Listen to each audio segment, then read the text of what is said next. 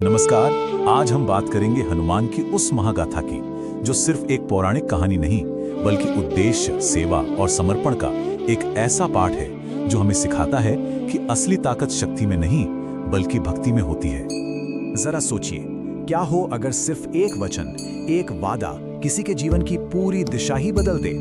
हनुमान का पूरा जीवन, उनकी पूरी कहानी एक ऐसे ही वचन की बुनियाद पर टिकी है जिसने उनकी नियति को हमेशा के लिए उनके आराध्य श्री राम से जोड़ दिया।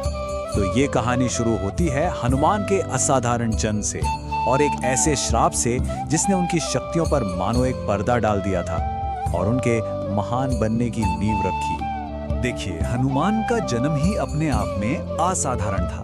वो भगवान शिव के अवतार थे और पवन देव के पुत्र, इसीलिए तो उन्हें पवन पुत्र भी कहते हैं। जन्म से ही उनमें गजब की शक्तियां थी।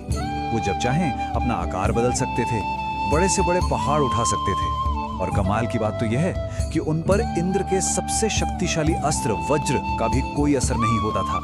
पर सोचिए, इतनी सारी शक्तियों के होते हुए भी बचपन में की गई एक शरारत की वजह से एक ऋषि ने उन्हें श्राप दे दिया। श्राप ये था कि वो अपनी सारी शक्तियां तब तक भूले रहेंगे जब तक कोई उन्हें उनकी याद न दिलाए। ये कहीं ना कहीं हमें भी ये सोचने पर मजबूर करता है कि अक्सर हम अपनी असली ताकत को तब तक पहचान नहीं पाते जब तक कोई सही समय पर हमें उसकी याद न दिलाए। तो चलिए अब आगे बढ़ते हैं और देखते हैं कि कैसे उनकी शिक्षा के बाद ली गई सिर्फ एक प्रतिज्ञा ने हनुमान के जीवन की दिशा ही बदल दी। ज्ञान की प्यास हनुमान को सूर्यदेव के पास ले गई और देखिए कमाल की बात, उन्होंने सूर्यदेव के रथ के साथ साथ उड़ते हुए ही सारे शास्त्रों का ज्ञान ले लिया। जब शिक्षा पूरी हुई तो बारी आई गुरु दक्षिणा की, जो अपने गुरु का आभार जताने की एक बहुत ही पवित्र और पुरानी परंपरा है। और सूर्यदेव ने दक्षिणा में कुछ और नहीं बल्कि अपने पुत्र सुग्रीव की रक्षा का वचन मांग लिया।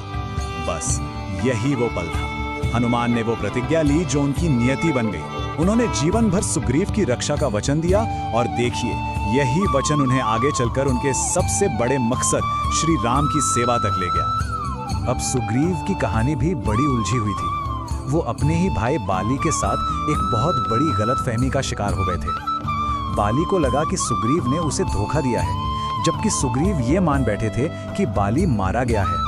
इसी गलतफहमी की वजह से सुग्रीव को राज्य से निकाल दिया गया और यहीं से हनुमान की उस प्रतिज्ञा की असली परीक्षा शुरू होती है। तो अब कहानी एक ऐसे मोड़ पर पहुंचती है, एक ऐसी मुलाकात पर जो ना सिर्फ एक महान खोज की शुरुआत करती है बल्कि हनुमान की सोई हुई शक्तियों को भी जगाने वाली थी। तो हुआ यूं कि जब श्री राम और लक्ष्मण माता सीता को खोजते हुए जंगलों में भटक रहे थे तो सुग्रीव को शक हुआ कि कहीं ये बाली के भेजे हुए जासूस तो नहीं है। उन्होंने सच्चाई का पता लगाने के लिए हनुमान को एक ब्राह्मण के भेष में भेजा। लेकिन जैसे ही हनुमान ने बोलना शुरू किया, उनकी विनम्रता और ज्ञान भरी बातें सुनकर राम इतने प्रभावित हुए कि हनुमान को भी ये समझते देर न लगी कि ये कोई साधारण इंसान नहीं है। और फिर राम और सुग्रीव के बीच एक गठबंधन हुआ, एक वादा। राम बाली का वध करके सुग्रीव को उनका राज्य वापस दिलाएंगे और बदले में सुग्रीव अपनी पूरी वानर सेना के साथ सीता माता को खोजने में मदद करेंगे। वादा पूरा भी हुआ, लेकिन राजा बनते ही सुग्रीव राजपाट में ऐसे डूबे कि अपना वचन भूल गए। तब हनुमान ने ही उन्हें उनका कर्तव्य याद दिलाया। इसके बाद वानर सेना की टुकड़ियां चारों दिशाओं में खोज के लिए निकली और हनुमान का दल वो पहुंच गया दक्षिण में एक विशाल अथाह समंदर के किनारे। अब जरा उस दृश्य की कल्पना कीजिए। सामने विशाल समुद्र और कोई भी उसे पार करने की हिम्मत नहीं जुटा पा रहा था। तभी दल के सबसे अनुभवी सदस्य जामवंत जी ने हनुमान को उनकी भूली हुई शक्ति याद दिलाई। उन्हें उनके श्राप के बारे में बताया, उनकी दिव्य शक्तियों के बारे में याद दिलाया और बस जैसे ही हनुमान को अपनी असली ताकत का एहसास हुआ, वो श्राप टूट गया। हनुमान ने एक विशाल रूप धारण किया और एक ही छलांग में उस महासागर को लांग जाने के लिए तैयार हो गए। तो अब शुरू होती है हनुमान की वो अकेली यात्रा, बाधाओं से भरी, लेकिन जिसका अंत रावण के अहंकार और उसके साम्राज्य को हिलाकर रख देने वाला था। देखिए, ये सफर बिल्कुल भी आसान नहीं था। रास्ते में मैनाक पर्वत ने उन्हें आराम करने को कहा, लेकिन हनुमान ने राम काज को प्राथमिकता देते हुए विनम्रता से मना कर दिया। फिर आई राक्षसी सुरसा, जिसने रास्ता रोका तो हनुमान ने अपनी बुद्धि का इस्तेमाल किया और छोटा सा रूप धरकर उसके मुंह से निकल गए। उसके बाद सिंहिका नाम की राक्षसी मिली जो परछाई पकड़कर खींच लेती थी। हनुमान ने अपनी शक्ति से उसका भी अंत किया और आखिरकार लंका के दरवाजे पर उसकी रक्षक लंकिनी को एक ही मुक्के में परास्त कर उन्होंने लंका में प्रवेश किया। लंका में बहुत ढूंढने के बाद आखिरकार हनुमान ने माता सीता को अशोक वाटिका में उदास बैठे हुए पाया। उन्होंने सीता जी को श्री राम की अंगूठी दी।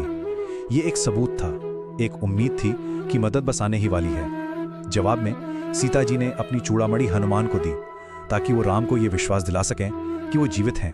अब रावण का ध्यान खींचने के लिए हनुमान ने अशोक वाटिका को तहस नहस करना शुरू कर दिया।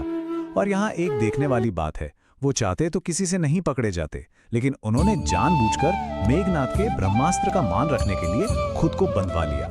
ऐसा उन्होंने इसलिए किया ताकि वो सीधे रावण की सभा में पहुंच सके और वहां पहुंचकर उन्होंने निडर होकर रावण को चेतावनी दी। इस गुस्ताखी के जवाब में अहंकारी रावण ने उनकी पूंछ में आग लगाने का हुक्म दे दिया।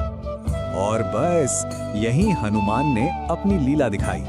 जैसे ही रावण के सैनिक उनकी पूंछ पर कपड़ा लपेटना शुरू करते, वो अपनी पूंछ को और लंबा कर देते। देखते ही देखते रावण का अपमान करने का ये प्रयास एक तमाशा बन गया।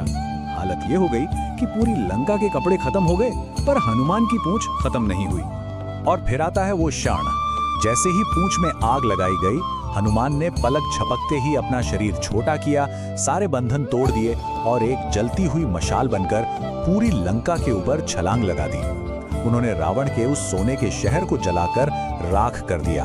ये रावण के लिए एक साफ साफ संदेश था कि अब विनाश बहुत करीब है।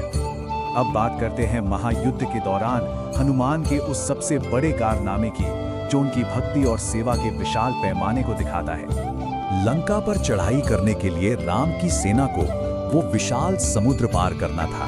और यहाँ देखिए, लाखों वानरों ने मिलकर सिर्फ 5 दिनों में एक ऐसा विशाल पुल बना दिया जिसे आज हम राम सेतु के नाम से जानते हैं। ये भक्ति और इंजीनियरिंग का एक ऐसा चमत्कार था जिसकी मिसाल मिलना मुश्किल है।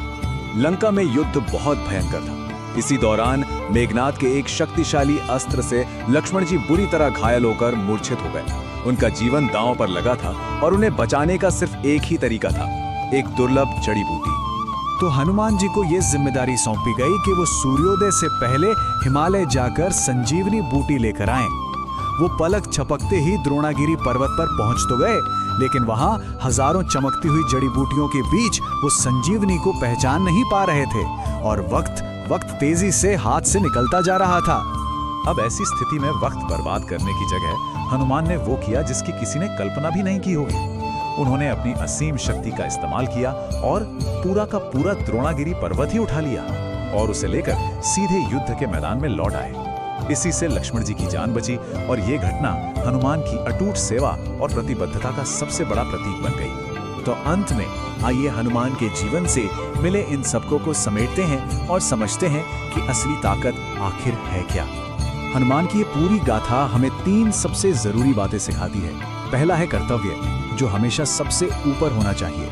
दूसरा है मित्रता, जो मुश्किल से मुश्किल वक्त में भी साथ नहीं छोड़ती। और सबसे बढ़कर भक्ति, वो अटूट विश्वास जो सबसे बड़ी शक्ति है और जो हर असंभव को संभव बना सकती है। तो हनुमान की कहानी हमें यही याद दिलाती है कि सबसे बड़ी ताकत शरीर के बल में नहीं, बल्कि अपने उद्देश्य के प्रति अटूट श्रद्धा और समर्पण में होती है। और यही वो भक्ति है जो हमें भी पर्वत उठाने और महासागरों को पार करने की शक्ति दे सकती है।